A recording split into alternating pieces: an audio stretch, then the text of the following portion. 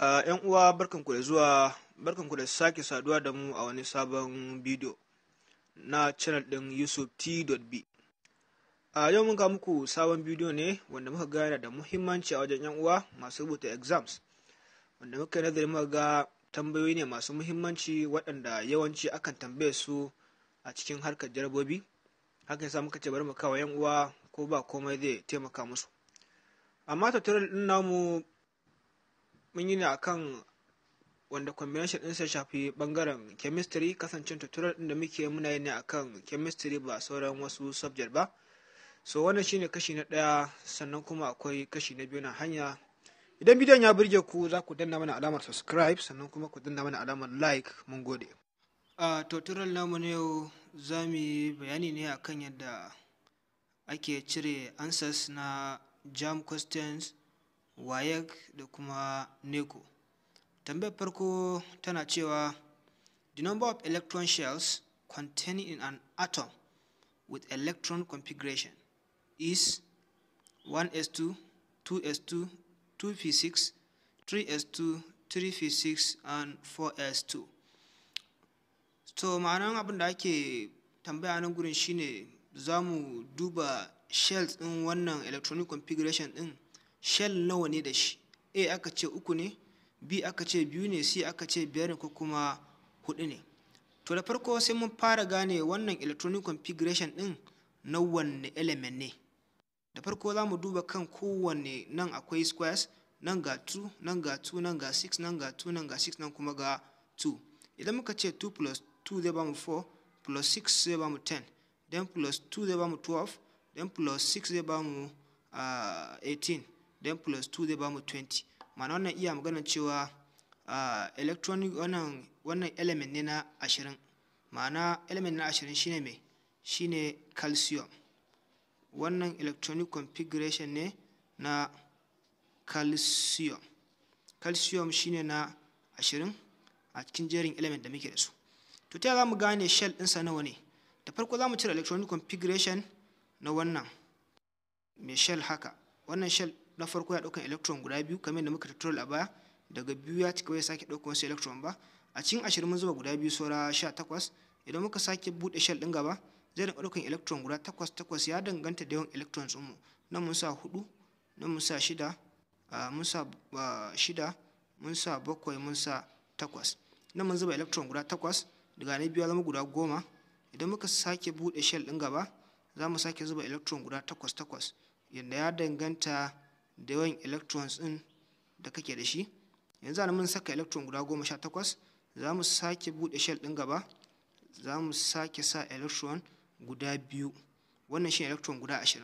Na biyu ya ɗauki guda, na farko ya ɗauki electron 2, na biyu ya ɗauki 8 ya zama 10, na uku ya ɗauki 8 ya zama 18, nan kuma na ƙarshe ya ɗauki 2 ya zama 20. Electron 20 sun fita electronic configuration.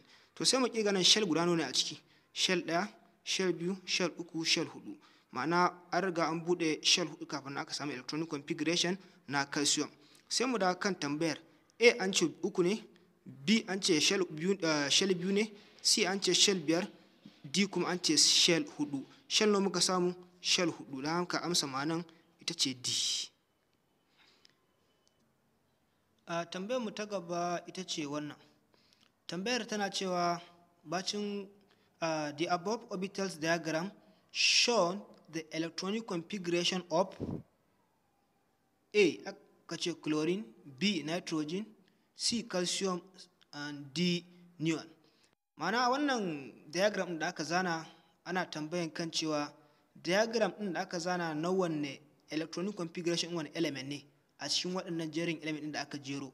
Da farko yadda za mu gane shi ne sai mu duba mu ga electrons nawa ne a cikin waɗannan diagram ɗin. Kowane ɗaya yana karin electron ne, electron waɗannan ma electrons. An mara da electron ɗaya, ga ɗaya ya zama electron 2 a cikin nan, nan ga ɗaya ya zama electron 4, ga ɗaya electron 5, ga ɗaya electron 6, ga ɗaya electron 7.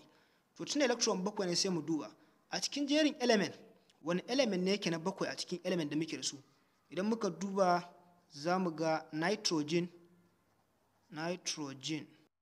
za mu ga shi ne na 7 a cikin jerin element da muke da shi, ma'ana shi ne yake da atomic number sa na 7.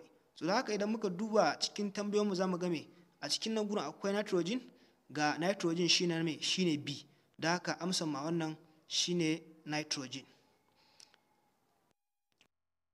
Tambayar mu ta gaba ita ce wannan. Tambayar tana cewa an isotopes has an atomic number of 15 and a mass number of 31. The number of proton it contain. So anan gurin an riga da an bamu isotopes mai atomic number sa 15 da kuma mass number sa 31.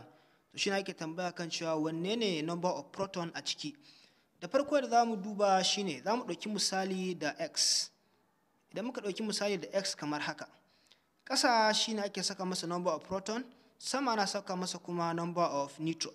Number of proton shi za saka a ƙasa, number of neutron kuma a sama, ma'ana atomic number shi ake saka a ƙasa, mass number kuma shi ake sakawa a sama. Kamar yaya? A tambayar ta mu nan, tunda question an riga an ce me, an ba mu atomic number nawa 15. Nan shi nake ɗauke da atomic number, za mu saka 15 a nan gurin kamar haka. Sannan nan gurin shine mass number, sannan an ce an ba mu mass number nawa 31. Za mu danan sai mu saka 31 kamar haka. So har kuma ta nace nan gurin shine atomic number ake sakawa, number kuma number of mass number ake sakawa. Da haka nan gurin shine, nan kuma still shine number of proton, nan gurin shine number of neutron. 15 nan shine zama number of proton, shine yake wajen atomic number, sannan kuma 31 nan shine zama mai number of neutron. So wannan shine number of proton. To sai mu duba a nan gurin akwai 15 a nan gurin, nan A an ce 16, B an ce 15, C an ce 31, then D an ce 46. Number of proton ɗin is what? Is 15. Da haka amsar mu shine zama B. Tambayar mu ta gaba ita ce wannan. Tambayar tana cewa an example of an acid oxide is, wanne ne a ciki acid oxide? Da farko dai abin da za mu duba a nan gurin shine, idan aka magana oxide me oxygen biyu die, wannan shine me, shine acid oxide. So a nan gurin muna da nitrogen monoxide, na biyu muna da carbon monoxide, na shida na uku muna da sulfur dioxide, sannan kuma sai na hudu D kenan muna da copper monoxide. Da haka anan amsar mu ita ce C, shine mai sulfur dioxide. So duka anan muka kawo ƙarshen tutorial ɗinmu. Idan bidiyon ya burge ku haɗu da mu a bidiyo na gaba. Wannan bidiyon shine kashi na 1, sannan kuma akwai na biyunsa kashi na 2 wanda muke tafi da shi. Mun gode da kallon channel ɗin.